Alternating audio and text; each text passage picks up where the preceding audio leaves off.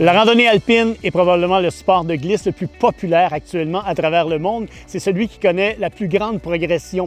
Le Québec ne fait pas exception. Écoutez, il y a énormément d'équipements qui se sont vendus cette année. Il y a de nouveaux adeptes un peu partout. Aujourd'hui, je suis à Summit Moore Nights. Je suis accompagné de Jennifer Smith pour parler justement de randonnée alpine. Jennifer, il y a quelques règles, je pense, de base à respecter au niveau de la randonnée alpine en centre-alpin. Oui, il ne faut pas oublier d'avoir son droit d'accès. Ultra important. Il y a également, je pense, le fait de circuler uniquement dans les pistes qui sont dédiées à la randonnée alpine.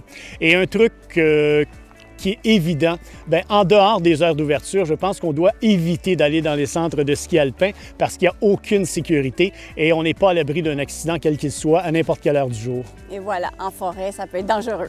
Maintenant, si on parle équipement, peux-tu nous dire quelles sont les différences au niveau des équipements? Qu'est-ce qu'on doit avoir comme équipement pour débuter en randonnée alpine?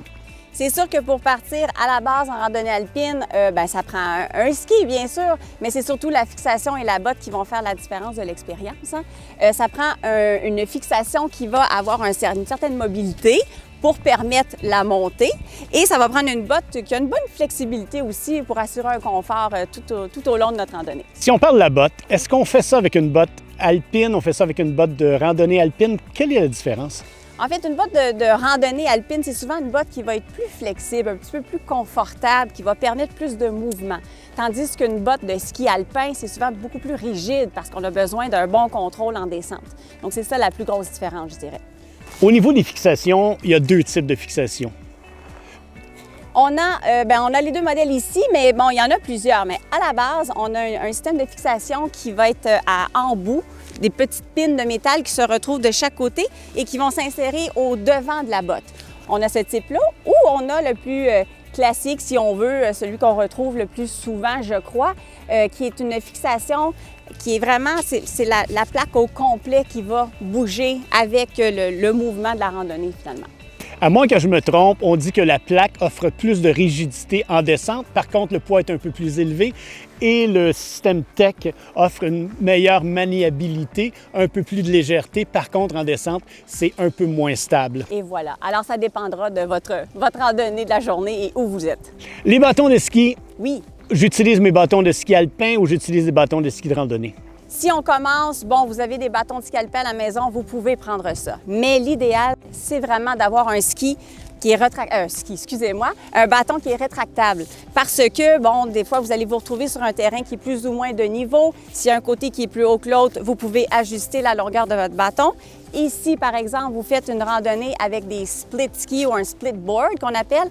En redescendant, on n'a pas besoin des bâtons. Alors, le fait que ce soit rétractable, on peut très bien les serrer dans le sac à dos et continuer notre journée.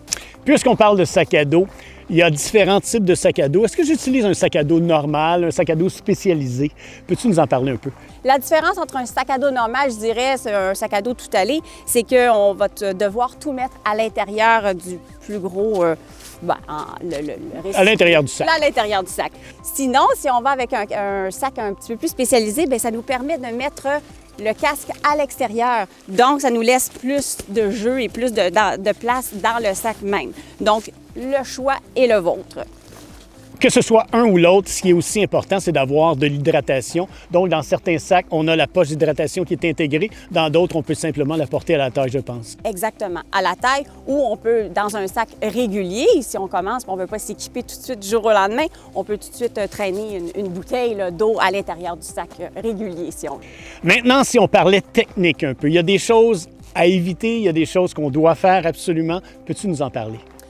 C'est sûr que techniquement, si vous avez jamais skié, il y aura plusieurs choses à apprendre. Mais si vous avez déjà skié et vous avez déjà marché, c'est sûr, il faut combiner les deux en randonnée alpine. C'est-à-dire que aussitôt qu'on a les skis dans les pieds, même si on avance et qu'on appelle ça une randonnée, il faut quand même glisser le ski. C'est important d'utiliser la surface complète pour nous aider à avancer. Parce que si on lève le ski, ça n'avance pas et c'est inconfortable aussi. Donc, toujours garder la surface du ski au sol. Est-ce que c'est la même chose en montée?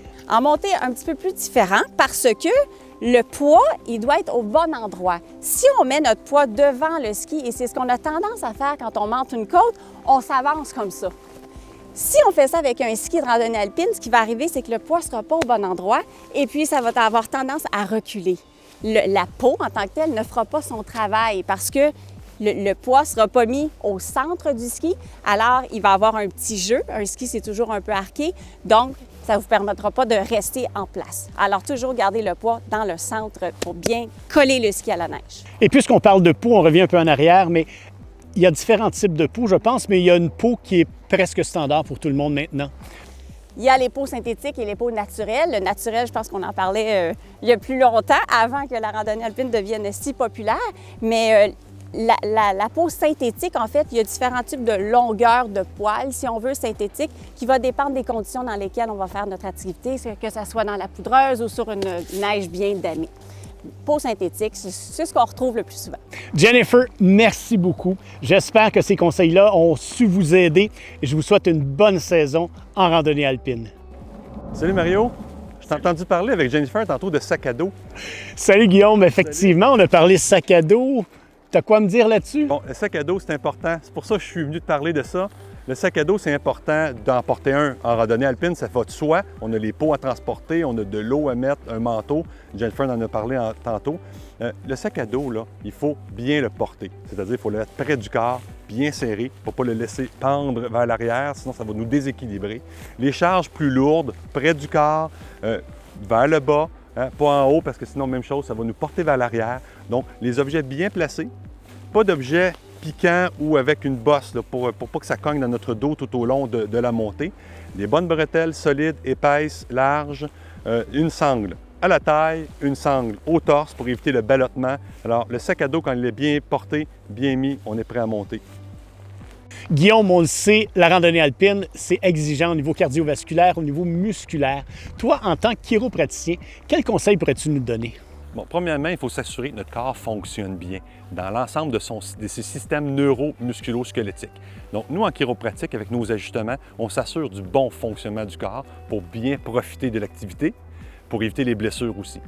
Alors, ceci dit, tu l'as dit tantôt, c'est une activité qui est très cardio. Alors, c'est important d'avoir un bon cardiovasculaire, bonne santé cardiovasculaire avant de faire l'activité.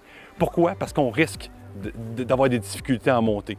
Donc, c'est important d'être en forme. La randonnée alpine, c'est souvent des gens qui ont déjà fait d'autres sports avant, donc sont habitués d'avoir une résistance cardiovasculaire, avoir une activité cardiovasculaire. Mais il ne faut surtout pas oublier de se mettre en forme avant. Ça a l'air drôle à dire, on fait une activité pour être en forme, mais il faut se préparer avant de le faire. Ensuite, il faut des muscles forts, hein, les cuisses. Il faut qu'ils soient fortes. On peut faire des squats, on fait de l'exercice pour renforcer nos cuisses, nos jambes, parce que quand on monte, ça sollicite énormément ces muscles-là. Alors quand on arrive en haut, et puis on est fatigué, on est épuisé, c'est pas agréable, mais quand on redescend, il y a des risques de chute. Il y a des risques d'être moins concentré, puis que les muscles soient moins prêts à prendre une plaque de glace, par exemple, des choses comme ça. Donc il faut être très en forme pour le faire. Tantôt, on parlait avec Jennifer de la posture. Qu'est-ce que tu peux nous dire sur la posture qu'on doit adopter en randonnée alpine? La posture, c'est très simple, c'est de garder le dos droit. Donc, garder le creux du dos, les épaules levées, puis on regarde devant soi. Hein? C'est sûr, il faut regarder où on marche. On essaie de ne pas trop être penché vers l'avant.